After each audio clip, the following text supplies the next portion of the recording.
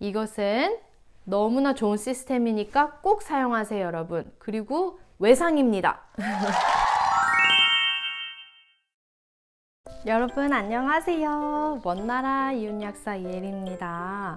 많은 분들께서 미국 약국이 정확하게 어떤 일을 하는지 이해를 하시면 불필요한 오해도 줄일 수 있고 또 약국을 최대치로 활용하실 수 있을 것 같아서 이번 에피소드를 준비를 해봤어요. 설명을 드리면서 중간중간에 약국에서 자주 쓰이는 용어도 설명을 해드릴 테니까 꼭 집중해서 마지막까지 봐주세요.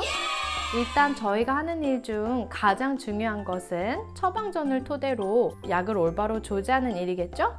하지만 그건 내용이 좀 많으니까 파트 2에서 다루기로 하고요. 이번 편에서는 저희들이 하는 다른 일들을 소개해 드릴게요. 일단 저희는 환자분들께서 쓰셨던 처방전이 다 떨어졌을 때 새 처방전을 의사 오피스에 요청하는 일을 합니다.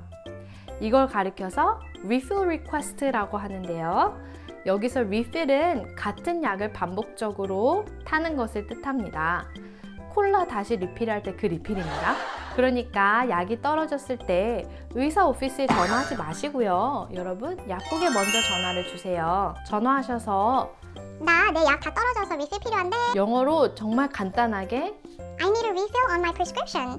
또는 prescription 대신에 medication도 똑같은 뜻이고요. 메디케이션에 들어갈 약 이름을 말씀을 하셔도 돼요. 당뇨 환자분이시라면 metformin 많이 드시니까 I need a refill on my metformin. 이렇게 얘기를 하시면 되겠죠? 만약에 처방전이 급하게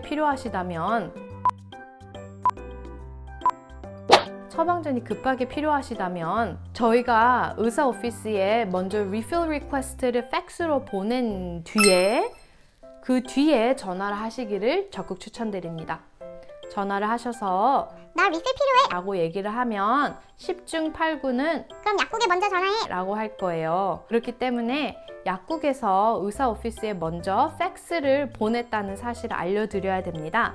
그렇기 때문에 이렇게 얘기하시면 돼요. My pharmacy sent a refill request to your office. 이렇게 하시면 돼요. 언제 보냈는지 말씀드리면 더 도움이 되겠죠. 그리고 문제는 처방전이 만료된 경우에 새 처방전을 받기까지 평균 2-3일의 시간이 걸린다는 건데요.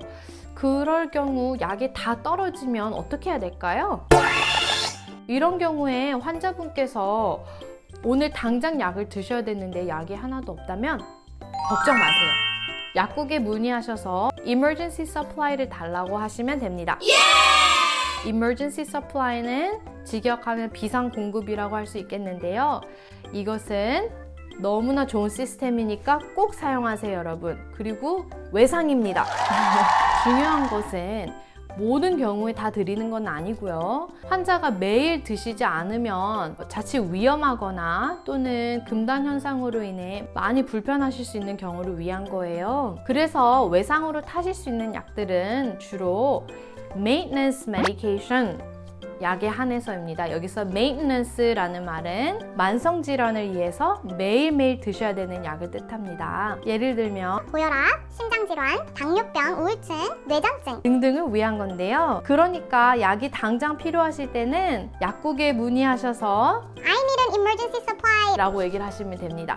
그러면 외상을 드리고 나서 드린 만큼을 나중에 드릴 거에서 빼고 드립니다.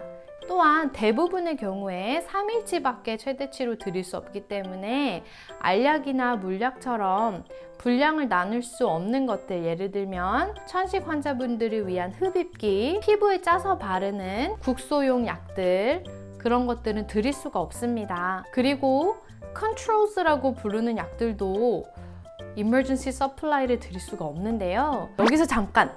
controls가 뭘까요? controls는 controlled substance를 줄여서 controls라고 많이 하는데요. 그 외에도 narcotics, C2라는 말들을 번갈아 가면서 사용할 수도 있는데요.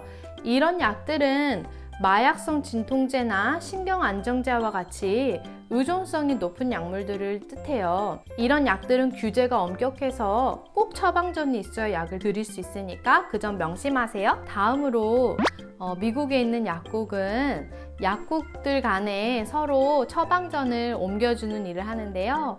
이 옮기는 것을 갖다가 transfer라고 합니다. 이 transfer를 하게 되는 경우는 보통 환자분께서 더 저렴하게 약을 구하실 수 있는 약국을 찾았거나 아니면 다른 주로 여행을 하실 때 처방전을 급히 필요로 하시는 경우, 또는 현재 다니시는 약국의 서비스가 마음에 들지 않을 때 또 트랜스퍼를 많이 요구를 하시는데요. 그러실 때는 새로 이용하고 싶은 약국에 문의를 하셔서 처방전 옮기고 싶어요. 라고 얘기를 하시면 돼요.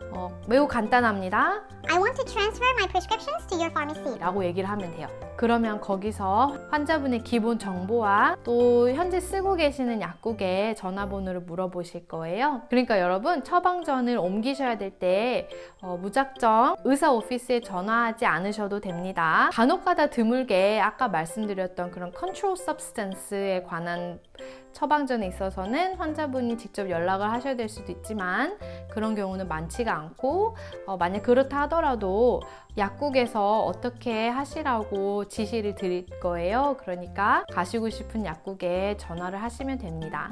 여기서 잠깐! 제가 여러분들의 건강을 위해서 드리고 싶은 한 가지 팁이 있어요. 가능하시다면 약국을 한 군데만 쓰시기를 추천드립니다. 상호명이 같은데 지역이 다르다면 그거는 상관이 없어요. 예를 들어서 다른 지역에 있는 월그린스를 가시는 거는 상관이 없다는 얘기예요. 왜냐하면 다 연결이 돼 있기 때문에.